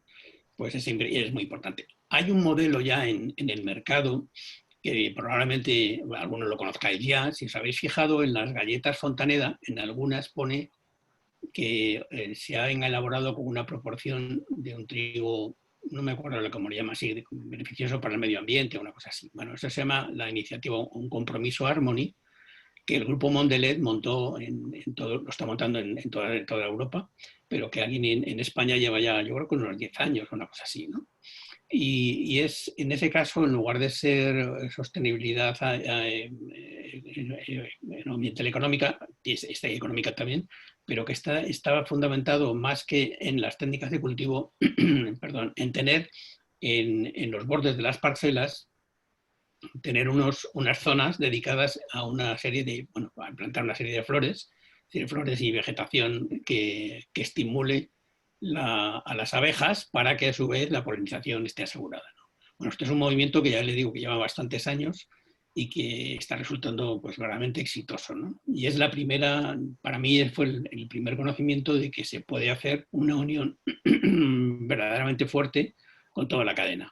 En este caso el líder es un fabricante de un producto terminado, un producto de galletería, pero bueno, puede ser como en el caso de Innovatrigo, en el modelo de Innovatrigo, pues que la propia gran distribución se interese y por tanto cree su cadena de aprovisionamiento bajo estas condiciones, ¿no? Los resultados son importantes. También es verdad que a la hora de comunicar tenemos que ser realmente muy, muy discretos, ¿no? Y insistir siempre que 2 años, que nos han parecido a nosotros, como es poco tiempo, pero si en 2 años vemos algo, ¿por qué no lo vamos a seguir viendo? Entre otras cosas porque todas estas tecnologías se van afinando cada vez más, ¿no? Tanto los que son las propias de detección y valoración de las propiedades, como lo que son también los desarrollos de nuevos sistemas de abonado, nuevos abonos, igual que los nuevos fitosanitarios. Lo que sí también es interesante saber es que con otra filosofía, pero en otros países, por ejemplo en Francia, pues se está produciendo ya un trigo que está perfectamente regulado con una norma francesa y que está desarrollado con plena garantía, tanto en sus aspectos de calidad funcional, digamos, para la panadería, como en calidad sanitaria, ¿no? Y nosotros es el mismo modelo, es el mismo caso. Francia, sabes que tiene una característica específica y es que es un país que necesita vender su trigo, mientras que en España lamentablemente lo tenemos todo vendido, ¿eh? Porque lo que no vale para uno vale para la alimentación animal. Y no solamente vendemos todo lo que tenemos, sino que importamos mucho trigo, ¿eh? Normalmente de calidad, pero también algunos que, en fin, se pueden cultivar aquí exactamente igual. Lo que quiero decir es que realmente estos modelos no es que tengan solamente interés, que lo tienen, sino que de verdad es la única forma que podemos tener de racionalizar lo que es hoy la producción agrícola, ¿no? O sea, no podemos seguir pensando en trabajar como, pues eso, hace 100 años y cerrarnos a todas las posibilidades que nos da la agricultura de precisión, toda la digitalización. Que es una senda compleja porque también las estructuras de los mercados son muy difíciles de desmontar y de hacer cambiar, ¿no? Pero bueno, hay que trabajar en ello, ¿no? Y es muy importante que los agricultores verifiquen que se puede hacer más con menos, ¿eh? Y además mejor. Es importante también decir que todas estas campañas son conscientes, las cadenas de alimentación que han participado o que quieren participar en ellas, tienen que dar un estímulo inicial, ¿no? Es decir, que no puedes hablar de que va a tener el precio de mercado puro y duro, sino que debe basarse en una serie de primas, ¿no?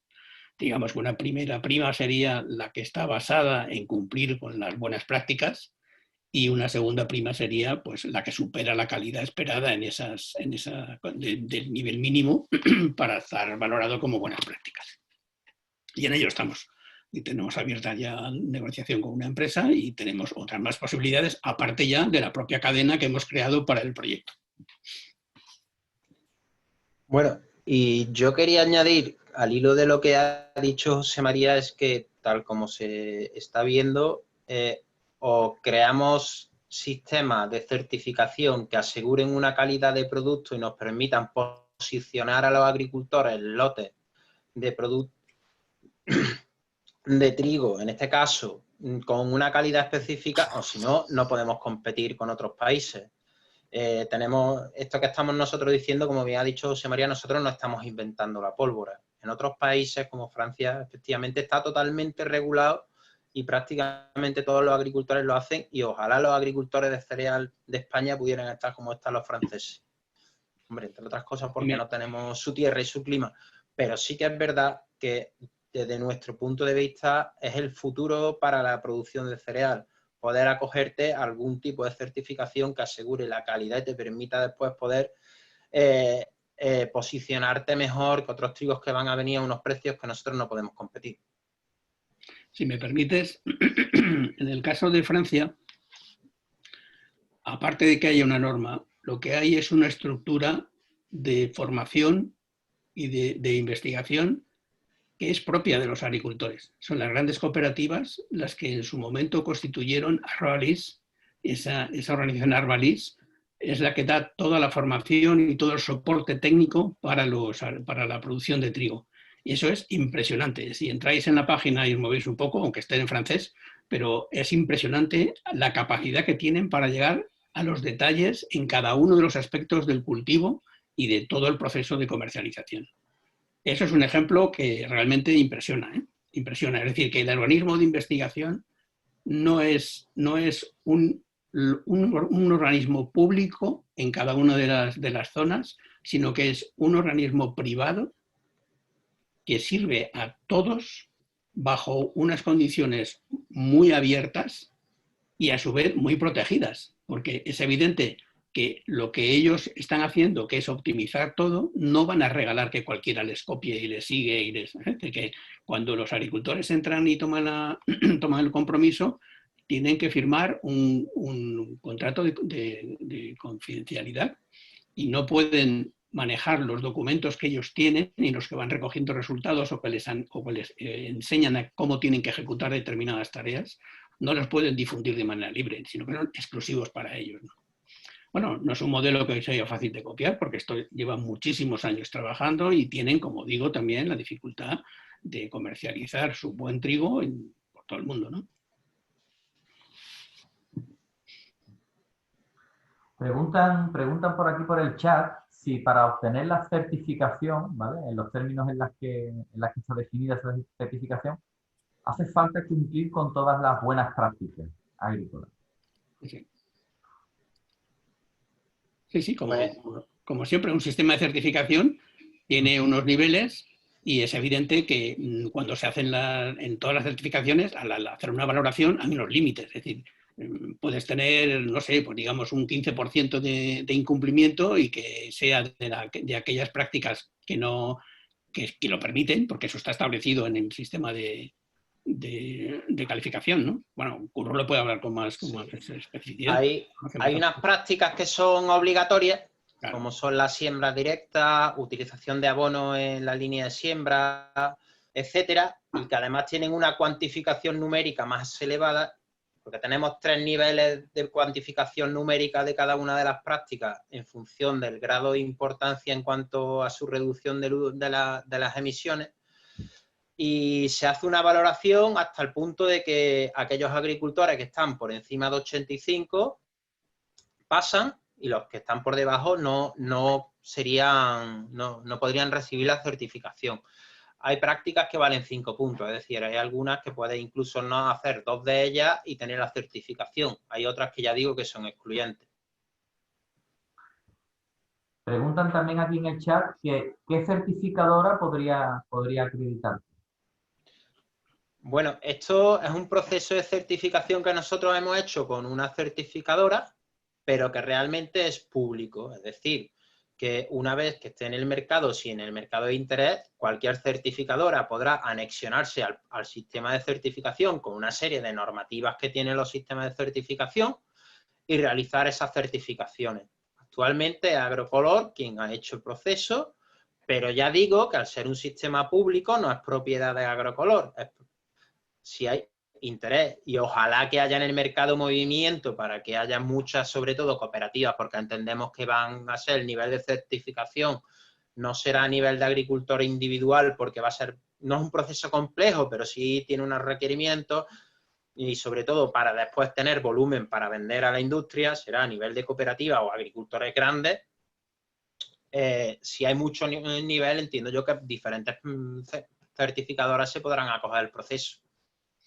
Claro, aquí es que lo que tenemos que ver es qué segmento es el que más se va a involucrar, ¿no? Si lo van a hacer directamente los harineros, que puede ser, o si lo van a hacer directamente la industria panificadora o la distribución, ¿no? Como el caso de Carrefour, ¿no? Pero eso hay que verlo. De hecho, aquí estamos, ¿no? Ahora mismo estamos hablando con otro fabricante de un pan diferente y realmente, pues, está abierto, como dice Curro, ¿no? Es decir, al ser el proyecto lo ha patrocinado, perdón, lo ha subvencionado la Unión Europea y el gobierno español, y por tanto los resultados están al uso de cualquiera. Es evidente que una cosa es tener los resultados escritos y otra es haber ejecutado todo el proceso y conocer todo el intríngulis de esa tecnología y todo lo que se ha hecho, ¿no? Y ahí, bueno, pues la ETC está dispuesta a colaborar para que este proyecto, que este modelo, digamos, pues tenga una implantación lo más amplia posible en el mercado. Hay otro contertulio que nos pregunta, para todos los ponentes, ¿cuáles pensáis que son las principales barreras para la incorporación de estos sistemas sostenibles por parte de los distintos eslabones de la cadena? Yo voy a pedir que intervenga Marco, ¿vale? Primero, ¿vale? Y casi que vamos por orden, ¿no? En este sentido, porque como pregunta por todos los eslabones de la cadena, ¿vale? Pues sí, bueno, mira, poniendo la experiencia nuestra, cuando hemos empezado, por ejemplo, estos diferentes proyectos, nos hemos encontrado muchas barreras, por así decirlo a través de la pregunta, muchas barreras en el tema de maquinaria. Maquinaria que actualmente aquí en esta zona, por ejemplo, hay un déficit de maquinaria del tema de aplicación variable de insumos, tanto abonadora como de siembra y demás. Luego, el tema sobre todo, eso, en el tema de maquinaria nos hemos encontrado algunas barreras que hemos ido solventando, trayendo maquinaria de fuera e instalando por nuestra cuenta sensores de rendimiento en cosechadoras y demás.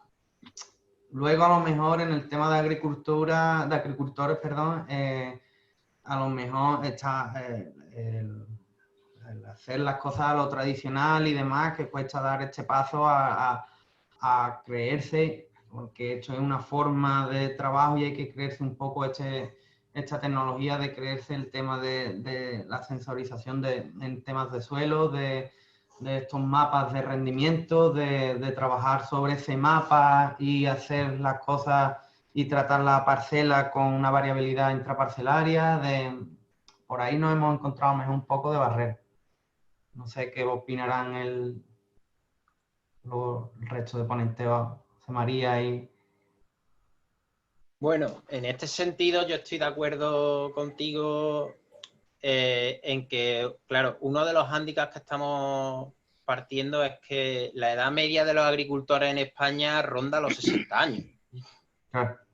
Es decir, estamos hablando de gente con una edad que muchas veces es complicado para ellos, aunque después son muy intuitivas a adoptar estos sistemas. Es verdad que hay carencia de maquinaria en sí, pero técnicamente hay máquinas buenísimas para realizarlo, y por suerte están cada vez apareciendo más empresas, tanto tecnológicas como ustedes, como de prestación de servicios, para hacer estas cosas. Está claro que un agricultor no puede irse comprando toda la tecnología que vaya saliendo, porque es que además en 3 años se ha quedado obsoleta. Vamos a tener que ir a una reestructuración en la cual sean empresas de prestación de servicios quienes realicen estas cosas, de tal manera que además ya gran parte de los agricultores, por motivos económicos, están atendiendo a ellas, porque es que te sale más rentable que te lo haga una empresa de prestación de servicios que no con la estructura de explotaciones que tenemos en España, tener 3 o 4 tractores en una finca, y sobre todo con las máquinas y demás, porque después lo que es técnicamente es tan simple para el agricultor como darle un botón, es decir, no necesita regulación ninguna de los equipos. Cargarle un fichero y el equipo se autorregula, y de tal manera que tú lo único que le tienes que poner dentro de las dosificaciones cómo quieres variarlas. Quizá también hay más como él dice, un miedo al cambio. Es una cosa parecida a lo que pasa con la adopción de siembra directa. Y Alejandro, y tú lo sabes que llevas muchísimas veces con esto, con muchísimos años. ¿Qué ocurre? Que es que los agricultores llevan toda su vida labrando, y cambiar el manejo, pues para ellos es como decirle, mira, te llevas equivocando toda tu vida. Y así lo hubiera hecho mucho mejor. Eso parece que no, pero les cuesta mucho ese choque cultural. Y todos sabemos que cuando ha empezado uno y el vecino lo ha visto y en la comarca lo han visto, a los años va aumentando. ¿Por qué? Porque es que ven que es mejor. Con esto pasa igual. Con esto siempre hay agricultores innovadores que empiezan a trabajar, y en la comarca, cuando ven la calidad de trabajo que tienen, y más aquellos que se montan en el tractor, es que simplemente lleva un guiado automático, es que como mejoran la calidad de trabajo del operario es grandísima, tanto en ergonomía como en tiempo, como en mejora de la operación. Ya no te digo distribución variable de insumos y una serie de parámetros muchísimo más elevados, y que actualmente son perfectamente adaptables. Y de aquí a pocos años se va a ver muchísimas más cosas. Nosotros en la universidad estamos trabajando ya con temas muchísimo más, de tal manera que tractores autónomos y todas esas cosas van a estar en el campo de aquí a 10, 15 años. Y sobre todo cuando esté la tecnología 5G, nos va a permitir hacer muchísimas más cosas, porque ahora mismo uno de los problemas que tenemos es la seguridad. Y hasta que no haya 5G no vamos a poder tener redes seguras. Yo, si me permites, voy a hablar también, vuelvo a hablar de las industriales, ¿no? De la industria y de la distribución. Habréis visto que el medio ambiente es una preocupación general, pero también los departamentos de marketing lo explicitan, ¿no? Es decir, que ahora mismo raro es el anuncio donde no hay una referencia directa o indirecta a este tema, ¿no? Por tanto, yo creo que es una oportunidad que no es baladí, es decir, esto no es una gran ocurrencia, sino que es conseguir hacer de una manera estructurada lo que en teoría necesitamos hacer cada día. Y es hasta que cambiemos el modelo, cambiemos la forma de trabajar, cambiemos el sistema de organización, la forma de pensar, pues no vamos a poder demostrar que de verdad eso es lo que había que hacer. Es así. Pero yo creo que en la industria existe verdaderamente el interés de en sus materias primas incorporar ya una huella de carbono reducida, por decir algo, ¿no? Pensar también que lo que se está haciendo es acudir a lo que hay, ¿no? Es decir, que la primera transformación, el primer compromiso que están tomando es con la energía eléctrica.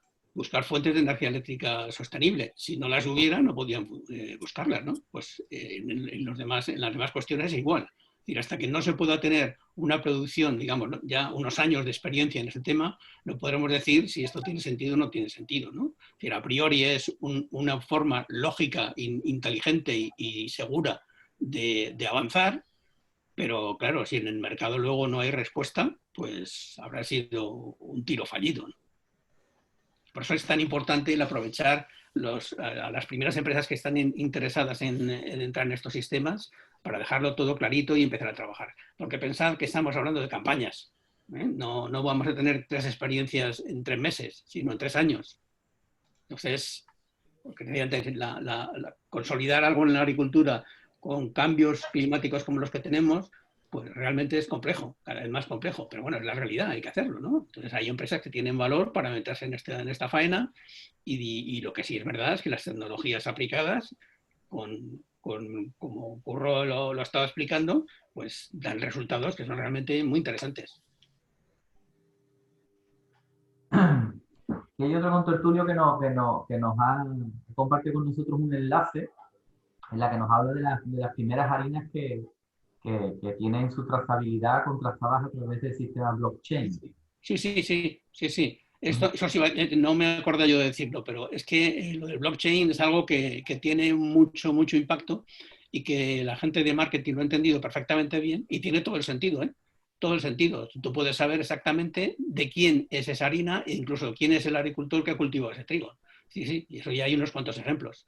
Pero bueno, eso es algo más, digamos, está bien, está fenomenal, pero que es más complejo la parte que estamos haciendo nosotros, ¿no? La de producción. O sea, el conseguir producir y tener perfectamente claro no solamente la trazabilidad, que es la blockchain lo que asegura la trazabilidad, sino que tengas ventajas para el agricultor desde el punto de reducir sus costes y además una fiabilidad del producto que va a utilizar el cliente destinatario final, porque se ha hecho en las condiciones que él ya conoce y tenía previsto, ¿no? Pero sí, es evidente, claro. En cuanto a ese tema, la verdad es que hay muchísimo interés no solo en este sector, sino en todos los sectores. Nosotros, por ejemplo, estamos trabajando con la Interprofesional del Aceite de Oliva para desarrollarle un sistema de blockchain de tal manera que todas las aceitunas que se vendan en España llevan un código QR y cualquier consumidor lo lea y van a ver desde todos los tratamientos que se le han hecho, el día, el aplicador, el nivel de emisiones que han tenido, qué día se cosechó el aceite, cuándo se ha molturado, toda la información de la campaña la van a tener en su móvil. De tal manera que actualmente a través de, además que eso son etiquetas RFID que en campo son muy baratas, puedes conseguir una trazabilidad tremenda con una capacidad para informar al consumidor que actualmente debemos de ir hacia ahí. O sea, los consumidores lo que quieren es información y trazabilidad y nosotros tenemos que ofrecérsela. Claro. Yo añadiría una reflexión en relación a esto de lo que estamos hablando, y es que hay también cierta complejidad en el sector productor de organizar todo esto. Es decir, desde que sale el Real Decreto de Calidad, ¿vale?, de los trigos, aún hay muchísimas cooperativas en España que al final lo mezclan todo. Quiero decir, el agricultor que hace las cosas bien lleva un grano a la cooperativa, al almacén, y se lo mezclan con el de un agricultor que no ha hecho las cosas igual de bien, por decirlo de alguna manera. Por tanto, las calidades se mezclan y el valor añadido que pueden estar buscando algunos agricultores por esas prácticas determinadas, pues se diluye en la medida en la que lo mezclan con los demás.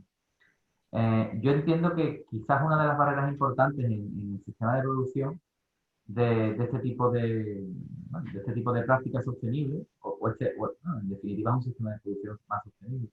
Yo creo que quizás la dificultad es que se metan de lleno agentes como cooperativas o federaciones de cooperativas. Claro. Porque es complicado de gestionar ese tipo de lotes dentro del sistema de almacenamiento que actualmente tienen las mismas, ¿no? Es verdad que en Andalucía estamos avanzando y creo que estamos bastante avanzados en relación al resto de España en cuanto a la clasificación y almacenaje de trigos diferenciales por calidad, pero tenemos que seguir en ese recorrido, tenemos que continuar ese recorrido en relación a esto de lo que estáis hablando, ¿no? De que se pueda primar este tipo de prácticas o este tipo de sistema de producción, importante continuar clasificando en ese sentido. Yo, si me permites, como complemento, y vamos, asegurando lo que dices, si no es a través de las cooperativas, el movimiento muere. Es evidente, ¿no? Es decir, que hay ya grupos de cooperativas muy grandes, muy fuertes, que tienen una visión muy diferente a la de la agricultura tradicional y que comprenden que estas vías son las que hay que explotar. Y no vamos a decir abandonar al resto. No. Es que hay que demostrar que se pueden hacer las cosas bien. Y los que tienen los recursos y los medios para poderlo hacer en breve son ellas. Son ellas. Porque hay agricultores que están muy avanzados, ¿eh? Bueno, nosotros, por ejemplo, el agricultor que ha participado en Navarra Este agricultor es un perito agrícola, no es un agricultor cualquiera. Y el hombre, la verdad es que estaba muy interesado, estaba pendiente, participó en todas las... Bueno, incluso él realizaba algunas de las labores, ¿no? Pero que realmente lo entendía y lo veía como algo sorprendente, ¿no? Y claro, los resultados le han dado la razón, ¿no? Y es un año, es decir, que no es tonto y sabe de sobra que tenemos que ver en otras cosechas, en otros años, a ver qué pasa, si se mantiene o no se mantiene, pero realmente es así. Y es que al final el conocimiento no tiene barreras y nadie se las puede poner. Lo que podemos tener es, como siempre, un egoísmo grande para que no se entere la gente de lo bueno, ¿eh? Y protegerlo y solamente trabajar para nosotros. Y aquí hay que difundirlo. Y hay que difundirlo porque es que no tiene vuelta de hoja. Es que además, si no lo hacemos así, vamos al desastre. Vamos al desastre. El abandono, el Curro ha dicho antes el tema, ¿no? No sé por qué llama mayor a alguien de 60 años, yo voy a cumplir 69, yo no me siento tan mayor. Pero sí, es dramático, ¿eh? O sea, que desaparece una generación y esa generación deja el campo totalmente vacío. Y sin embargo, teniendo las posibilidades de una agricultura actualizada, con recursos que no son propios, que son alquilados, son recursos que tú adquieres pagando una cuota. Y no tienes un tractor, el más grande del pueblo, que es el que se necesita para tener potencia social, sino que te dedicas a lo que tú debes de dedicarte, ¿eh? Es a que tu tierra siga los procedimientos que te aconsejan los expertos y tener buenísimos resultados. Y luego está el problema comercial, siempre es el problema comercial. Es decir, este es un país que tiene una complejidad grande en el mercado de los cereales. Hay mucha diversidad de agentes, gente seria y gente no tan seria. Y hay gente que sin ningún concepto de sentido de calidad y demás, pues está haciendo comercialización de cereales. Como decía antes, perdón, Alejandro, mezclando cualquier cosa, da igual. E incluso, fíjate, la propia clasificación de los trigos la tenemos ahora, bueno, puesta en cuestión otra vez, ¿no? Quizá era demasiado compleja y hay que simplificarla un poco. Pero es que sin clasificaciones no se hace nada. Cuando tú vas, por ejemplo, a una presentación de la campaña de la cosecha de cereales franceses, alemanes, ingleses, me da igual, cualquiera, todos están clasificados. Tienen una clasificación, lo que sea, y ahí están. Y está perfectamente determinado. Y si tú no eres capaz de separar y luego defender tu producto, pues malamente, ¿no? El agricultor aislado, cerrado, que no quiere meterse en follones, solo quiere que, bueno, voy tirando. Ese, claro, no es fácil que vaya a iniciar una aventura como esta, ¿no? No, son las cooperativas. Y hay cooperativas muy grandes, muy organizadas, muy profesionalizadas, que es lo que necesitamos, profesionalización. No vale con seguir haciendo lo que decía el abuelo. O el tatarabuelo, alguno. Sí, porque además yo estoy totalmente de acuerdo con José María, que como tú bien dices, el ir mezclando todo, como es lo habitual en España, nos está conllevando unos problemas grandísimos de posicionamiento de productos. Es decir, nos están pidiendo lotes homogéneos que no somos capaces de asegurar por estos manejos. Y ya hay empresas, cooperativas muy grandes, muy, muy cualificadas en la gestión de lotes. Y en este sentido han participado en el proceso de certificación de las cooperativas para que después esos lotes tengan una trazabilidad perfecta y no haya problemas en posibilidades de mezcla. Pero indistintamente de esta certificación o cualquiera, el sistema de tratamiento de lotes de trigo en España es básico para poder asegurar una calidad homogénea, que es lo que nos está pidiendo el sector. Lo que nos está pidiendo es que le aseguremos que le podemos dar un trigo de un grupo X con esta calidad de manera continuada. Y mientras sigamos haciendo lo que hacemos, es que echar en montones y mezclarlo todo, es inviable. Y eso lo sabes tú mejor que nadie, Alejandro. No, y luego también es verdad que la ventaja que tiene el sistema en general es que el harinero es el que hace el milagro, ¿no? Es decir, el harinero es el que hace una combinación de trigos que finalmente le dan el perfil de harina que le demanda su proveedor, pero rompiéndose la cabeza y a veces pues teniendo que importar parte de los trigos, por ejemplo, trigos de fuerza, ¿no? Cuando aquí hemos tenido trigos de fuerza de extraordinaria calidad en Andalucía, por ejemplo, y en Aragón. No trigo duro, estoy hablando de trigo blando. Sí, en trigo duro creo que estamos un poco más avanzados. Por eso no, trigo duro es otra historia. También es verdad porque está mucho más concentrado en la producción. Totalmente. Entonces es un mercado corto porque tienes 2, 3, 4 individuos y punto. Son 4 discusiones, pero aquí son miles y miles. Y a nivel mundial mucho más pequeño también. Sí, sí, por supuesto. Sí. Bueno, aquí quizás en España también la diferencia, en relación a la ventaja que tiene el trigo duro en cuanto a clasificación se refiere, es la implicación directa y la apuesta que han hecho algunas empresas semoleras, vamos, algunas, Claro, a eso me algunas refiero. más concretamente, Ujú. que ha sido la que ha abanderado todo esto y la que ha generado ese valor añadido y la que ha hecho que hagan un esfuerzo las cooperativas por hacer esto y para tener una mayor rentabilidad, en definitiva. Cosa Sí. que se diluye quizás este compromiso en cuanto a las harineras se refiere. Ahí no hay tanta, no sé, al menos no lo percibo personalmente, ¿vale? Hombre, es más Hombre, complejo porque ellos tienen que utilizar bastantes más tipos de trigo que Ya. un tremolero, ¿eh? y también Pero- pasa otro aspecto desde mi punto de vista, que mientras no esté más valorada la calidad del trigo, va a ser muy complicado que los agricultores apuesten por trigo de calidad. Es decir, tú no puedes pedirle a un agricultor que ponga un trigo que posiblemente tenga un rendimiento productivo menor, con unos costes productivos más altos, para que después haya un diferencial de precio de 5 o 6 euros tonelada. Es que si no, no va... Así no se puede jugar, hablando claro. Claro, pero por eso... Entonces, mientras la industria no se implique en pagar calidad, también eso va a ser muy complicado. No Claro. todas las culpas son de los agricultores, ni mucho menos. La industria aquí tiene mucho que decir y al final eso se transfiere en dinero. Sí, sí, es un mercado, por eso, es que es un mercado, esto es dinero. Entonces, el problema está en que clarificar un sistema comercial es muy complejo, lleva mucho tiempo. Entonces, el momento en que hay compromisos como el que nosotros estamos promoviendo, que hay compromisos en los que hay un filtro que es absolutamente ajeno a la actividad, porque es una empresa que está especializada en hacer ese tipo de funciones, de decir, pues este señor lo ha hecho bien, lo ha hecho mal, punto, cumple o no cumple, se acabó. Si cumple o no cumple, te estás quitando los que no cumplen, que son los que te meten el ruido en la cadena. Y sin embargo, vas afinando a que la gente que está haciendo las cosas bien saldrá un poquito mejor un año, un poquito peor otro año, pero se va cerrando mucho más ese abanico tan brutal de calidad, ¿no? Perfecto, perfecto.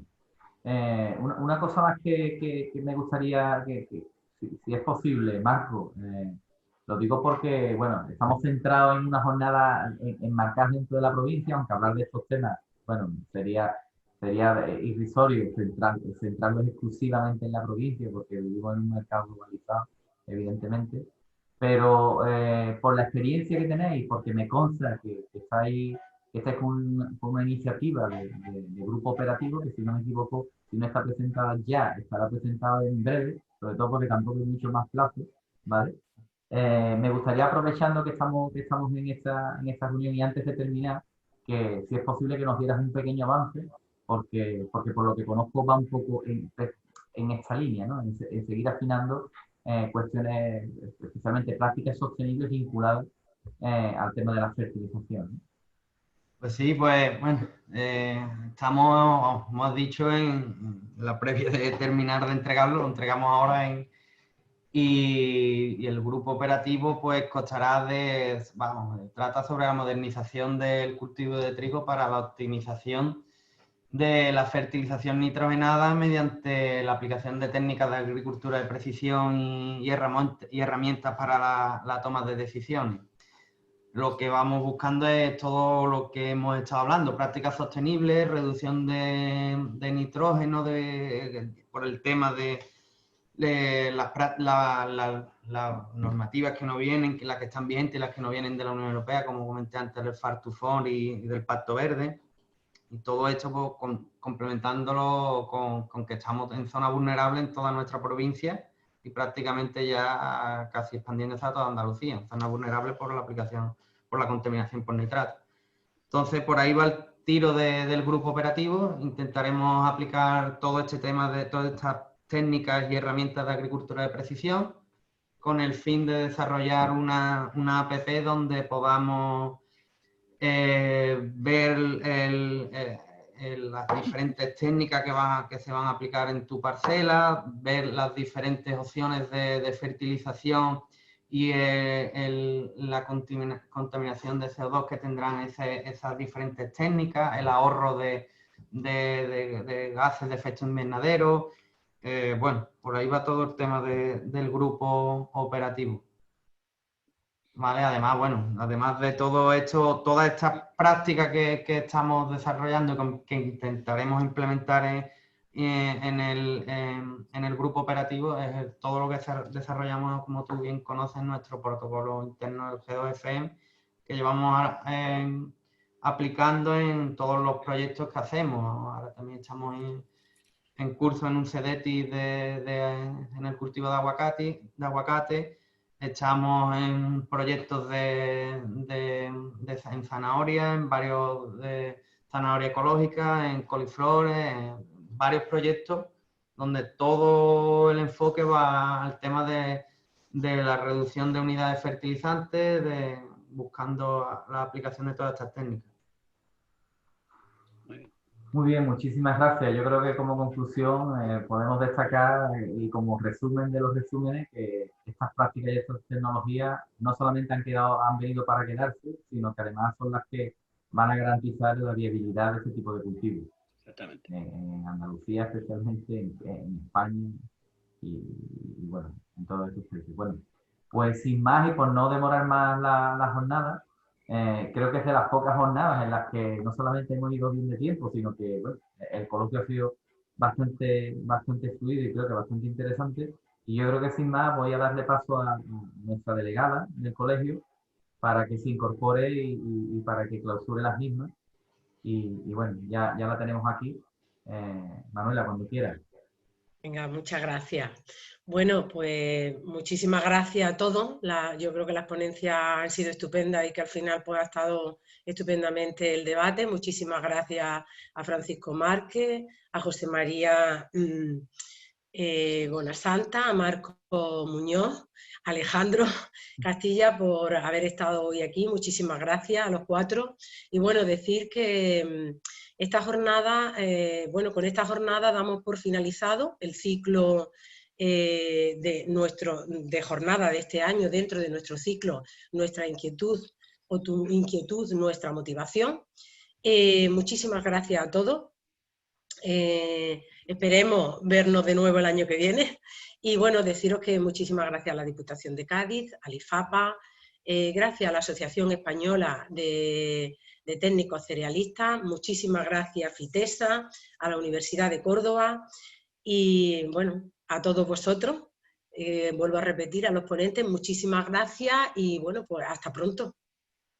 Esperemos que el año que viene estemos aquí de nuevo con otra nueva dedicada al tema del cereal. Lo mismo hasta es presencial. Eso, y esperemos que sea presencial, que por lo menos podamos vernos las caras y interactuar, ¿no? Mejor. Bueno, pues damos por finalizada la jornada, ¿vale? Muchísimas gracias. Muy bien, muchas gracias. Venga, hasta Gracias, luego. un saludo. Muchísimas gracias. Gracias. Un saludo a todos.